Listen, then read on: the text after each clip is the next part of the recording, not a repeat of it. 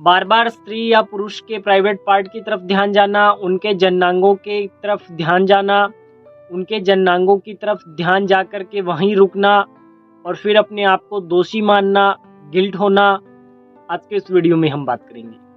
नमस्कार दोस्तों, AB mind training centre की तरफ से मैं आप सभी का हार्दिक स्वागत करता हूं। आज के इस वीडियो में हम बात करने वाले हैं स्टेरिंग ओसीडी के बारे में, कि आंखों का प्राइवेट पार्ट की तरफ जाकर के अटकना और वहीं जाकर के आंखों का रुक जाना और वही बार बार सोचते रहना।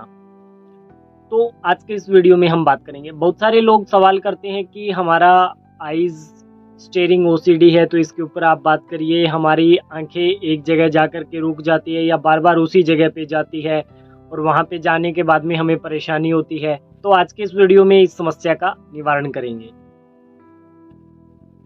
स्टेरिंग ओसीडी के अंतर्गत हमें क्या करना होता है, हमें समझना होता है कि जो सफरर है उसका जो आंखें हैं वह सामने वाले के प्राइवेट पार्ट की तरफ जाएगी और वहां जाकर के अटक जाएगी। ठीक है, इसके आगे की कुछ और क्राइटेरियाज बनते हैं, परंतु पहले इसको हम समझते हैं। तो ये कोई ज़रूरी नहीं है कि उसका मेल का मेल के प्रति जाए या फीमेल का मेल के प्रति जाए या फीमेल का फीमेल के प्रति जाए, किसी का किसी के प्रति भी जा सकता है। एक जो साधारण इंसान है उसका एक बच्चे के प्राइवेट पार्ट पे भी ध्यान जाकर के रुक सकता है, एक बैल के प्राइवेट पार्ट पे भी ध्यान जाकर के रुक सकता है, एक कुत्ते के प्राइवेट पार्ट पे भी ध्यान जाकर के रुक सकता है और एक पुरुष के प्राइवेट पार्ट पे भी ध्यान जाकर के रुक सकता है। तो उसमें कोई ऐसा फिक्स नहीं है। तो जो स्टेरिंग ओसीडी होती है ना, उसको हम एचओसीडी से थोड़ा सा अलग कर लेते हैं। इस बात को समझना पड़ेगा। बहुत सारे लोगों को इसके अंदर कंफ्यूजन भी रहता है और मेरे से सवाल भी करते हैं कि ऐसा हो गया ऐसा हो गया। तो इस बात को समझना पड़ेगा।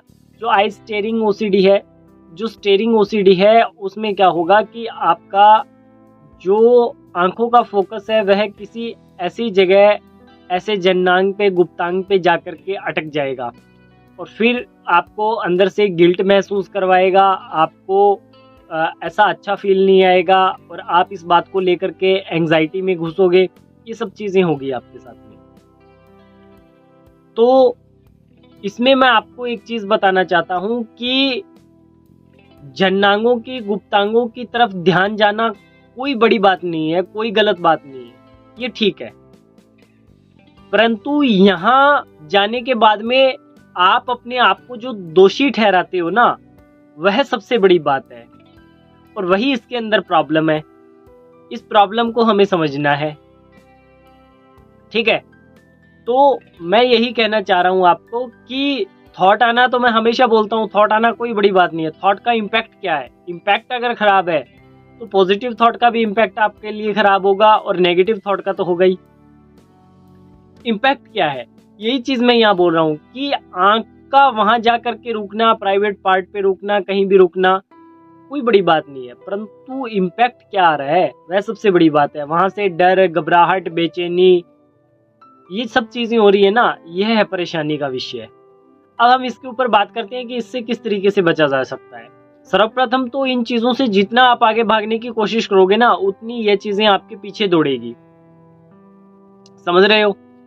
उतना ही ये आपके पीछे दौड़ेगी और जितना पीछे दौड़ेगी उतना ही आपको काबू में करेगी। ठीक है, तो इससे डरना, भागना नहीं है। बहुत सारे लोग कहते हैं ना, मैं इधर जा रहा हूँ, मुझे कुत्ता दिखाई ना दे जाए, मुझे बैल दिखाई ना दे जाए, मुझे प्राइवेट पार्ट पे ध्यान जाता है, कोई मेल दिखाई ना दे जाए या किसी मेल के साथ मुझे काम करना न पड़ जाए, जैसे ऑफिस वर्क वगैरह कुछ भी, तो फिर मैं उसके साथ करूँगा तो उसके प्रति मुझे थॉट आएंगे, ये होगा वो होगा, ये सब चीज़ें चलती है। सर्वप्रथम आप थॉट से भागने की कोशिश कर रहे हो तो थॉट बहुत तेज गति से आपके साथ भागता है और इनफैक्ट आपसे आगे ही निकलता है वो और आपको चारों तरफ से घेर लेता है।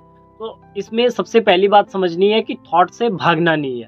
दूसरा, थॉट को स्वीकार भी नहीं करना है। मैं यहाँ यह भी नहीं कह रहा हूँ कि थॉट से भागना नहीं है तो स्वीकार कर लो, मैं यह भी नहीं कह रहा हूँ। थॉट को स्वीकार भी नहीं करना है।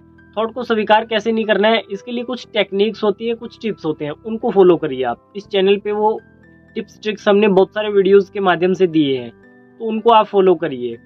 ठीक है, तीसरा, अपने आप को दोषी मत मानिए। बहुत सारे लोग जब उनके साथ में ये चीज़ होती है ना, तो मिरर के सामने जाकर के अपने आप को गाली निकालते हैं, तेरा जीवन पहले कितना अच्छा था, तू ये था, तू वो था, तू ये कर सकता था, तू वो कर सकता था, तेरा ऐसा चल रहा था, तेरा वैसा चल रहा था, फिर तूने अपने हाथों से ये क्या कर लिया, तूने ये वीडियो नहीं देखा होता तो ये नहीं होता, तूने ये नहीं किया होता तो ये नहीं होता। तो इसमें आप अपने आप को दोषी मान रहे हो, और जितना दोषी मानोगे उतना फंसोगे, जितना दोषी मानोगे उतना फंसोगे, जितना आप अपने आप को टारगेट करोगे उतना आप नीचे की तरफ चले जाओगे। ठीक है, तो ये आपका माइनस पॉइंट है। अपने आप को टारगेट नहीं करना है, दोषी नहीं मानना है। ठीक है। तीसरा, आप क्या कर रहे हो कि आप ऐसा समझते हो कि मेरी समस्या की जड़ ये है कि जो सामने वाले के प्राइवेट पार्ट पे मेरा ध्यान जा रहा है, या उसके चेस्ट पे मेरा ध्यान जा करके रुक रहा है, या उसके होंठों पे मेरा ध्यान जा करके रुक रहा है, तो मैं इन चीज़ों को नहीं देखूंगा। अब मान करके चलो, बहुत सारे लोगों का होठों पे ध्यान जाता है इसके अंदर, और वहाँ से फिर एक सेक्सुअल थॉट उनका ऐसा निकल करके आता है।